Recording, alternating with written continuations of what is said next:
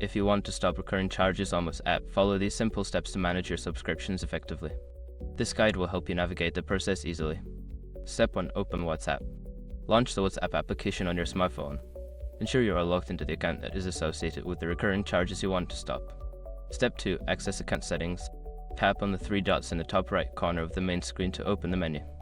Select Settings from the drop-down options to access your account settings. Step 3. Navigate to Payments. In the Settings menu, find and tap on Payments.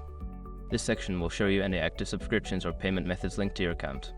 Step 4. Manage Subscriptions. Look for the Subscriptions option within the Payments section.